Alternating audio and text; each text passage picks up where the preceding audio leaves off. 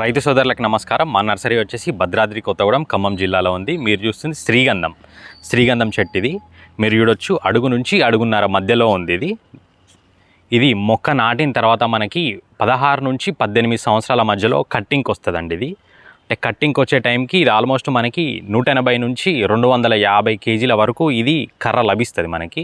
ఈరోజు ధర చూసుకుంటే కేజీకి శ్రీగంధానికి ఆల్మోస్ట్ 18 నుంచి 20,000 మధ్యలో నడుస్తుంది. ఏరియాని బట్టి అది డివైడ్ అవుతుంది.